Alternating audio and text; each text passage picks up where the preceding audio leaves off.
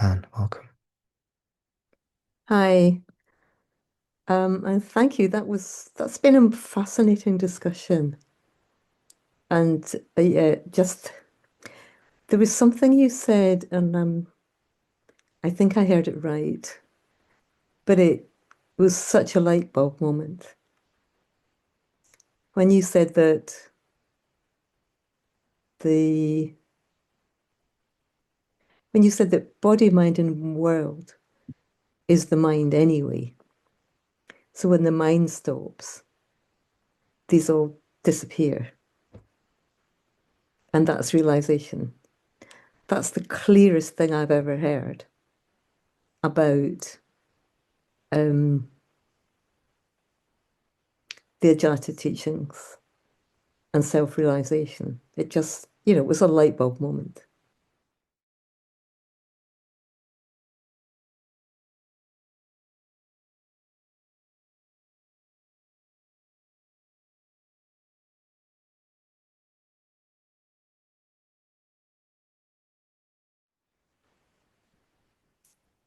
And I just want to check that I've remembered correctly what you said.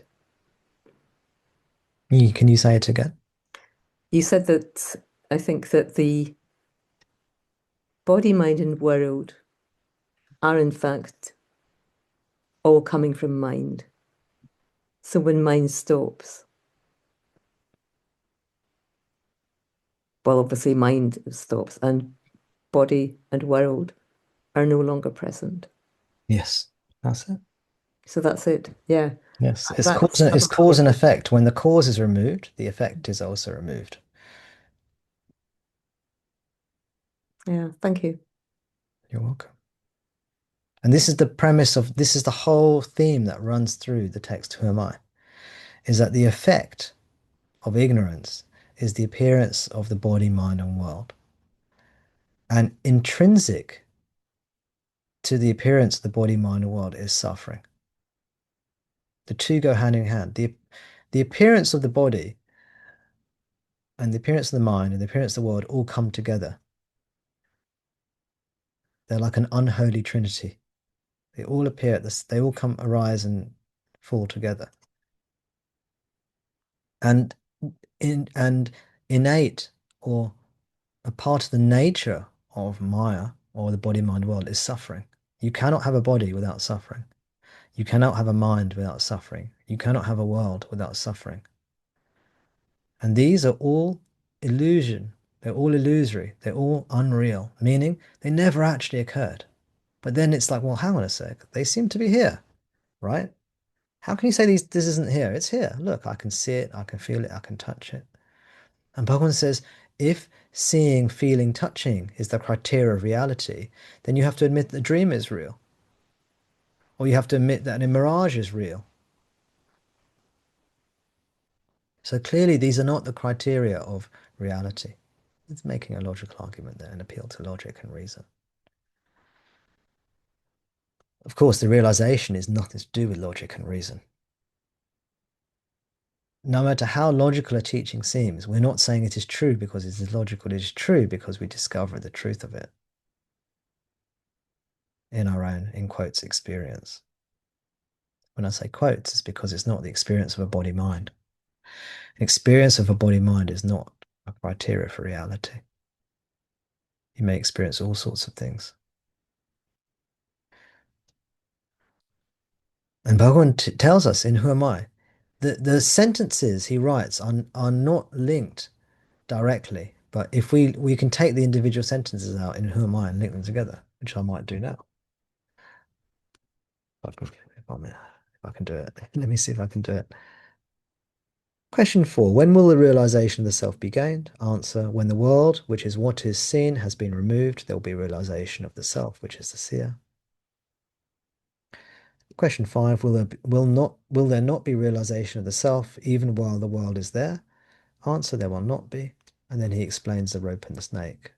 What Suresh explained to us earlier, that when we see the rope, we will not see the snake. And similarly, when we see the self, we will not see the body, mind, world.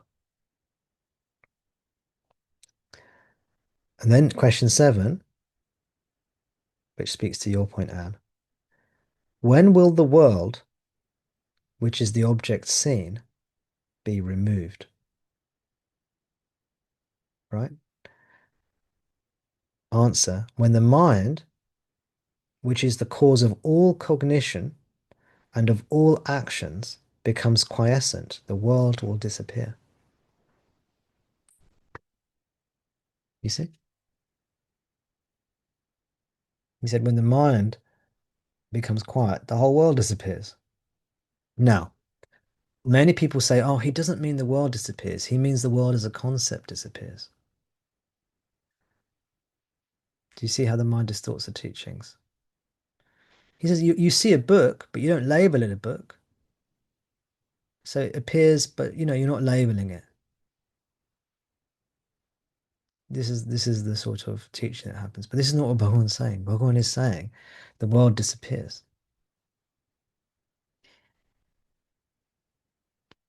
Question 8. What is the nature of the mind? Answer. What is called mind is a wondrous power residing in the self. It causes all thoughts to arise.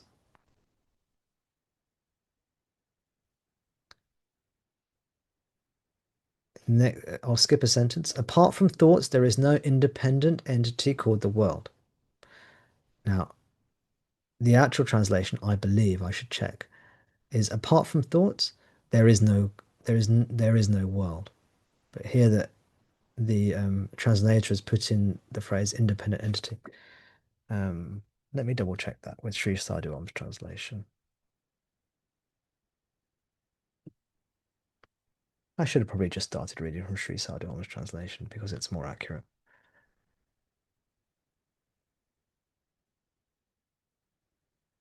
Here we go. What is called mind is a wondrous power existing in self. It projects all thoughts. Then we'll skip a sentence like I did before. Other than thoughts, there is no such thing as the world. In deep sleep, there are no thoughts, and hence there is no world. In waking and dream, there are thoughts, and hence the world is there also. Just as the spider spins out the thread from within itself and again withdraws it into itself, so the mind projects the world from within itself and again absorbs it into itself. This spider and web analogy is a traditional metaphor, traditional Vedanta metaphor. He didn't come up with it himself. So he's relating his teachings to Vedanta, just like he did with the rope and the snake, which is not his own metaphor. When the mind comes out or rises from self, the world appears. Therefore, when the world appears, self will not appear. And when self appears, shines, the world will not appear.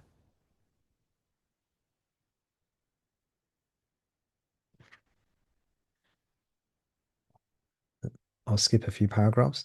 The mind will subside only by means of the inquiry, who am I? The thought, who am I, destroying all other thoughts, will finally be destroyed like the stick used for stirring the funeral pyre. And he goes on.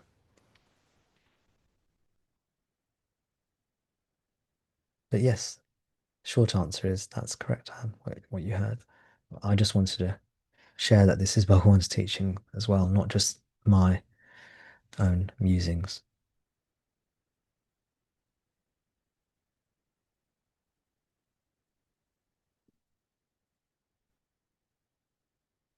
Yeah. Over to you, Anne. Anything you want to say?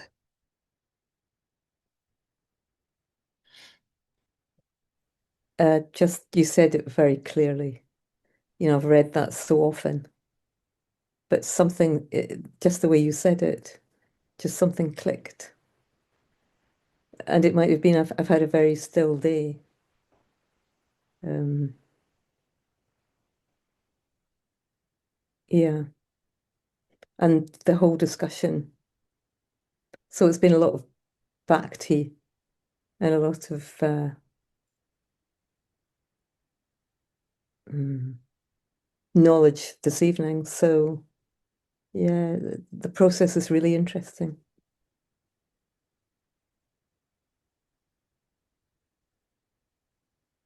Thank you. You're welcome. Thank you, Anne. Now let me finish off by describing a problem with the way I share the teachings.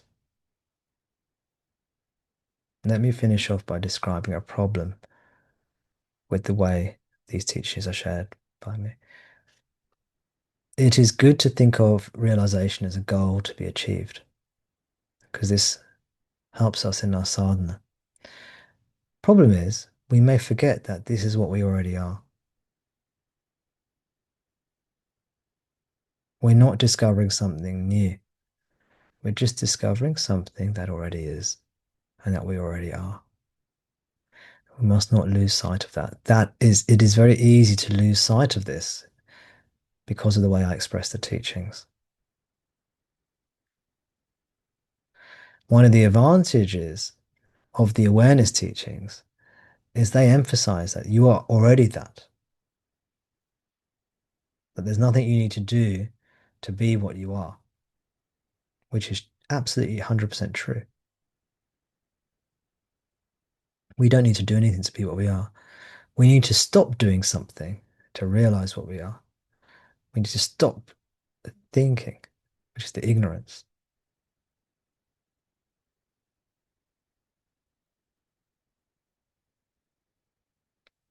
And that is not doing something, that's stopping doing something. So let us not forget that self-knowledge is discovery of self, which is what we already are and always are. And it's always attained. So we have another tension here. Before we had the tension between stillness and knowledge, or knowing yourself, or going towards the self. Another way of phrasing that tension is stillness and turning within. There's a tension between stillness and turning within. Here, we have another tension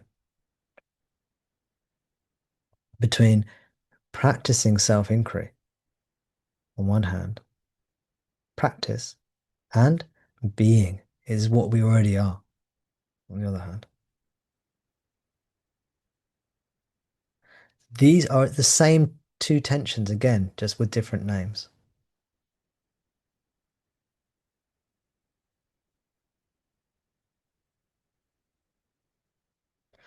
Sometimes Bhagavan emphasizes being, sometimes he emphasizes self-inquiry. And you will find intuitively your way between these two parts of the teaching, which are actually one. It's actually the same as bhakti and jnana.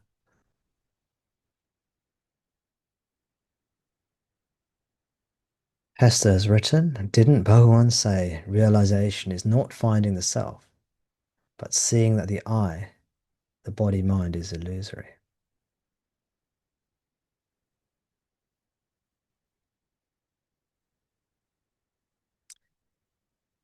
Now, we can say it either way, but how do we see that the body-mind is illusory? We cannot see an illusion in truth. All we can see is the truth. When we take the rope and snake example, we're not seeing the snake is illusory. We're seeing the rope. We cannot, there's some people who say we see the illusion as an illusion, but that is not correct when it comes to this teaching. That is not correct when it comes to self-realization or liberation. We don't see the illusion at all. We don't know the illusion at all. We only know the reality. So while it is true that liberation is just removal of ignorance, actually what it is realization of truth. It's the via positiva, not the via negativa. Via negativa is saying the body-mind is illusion. Via positiva is saying I am the self.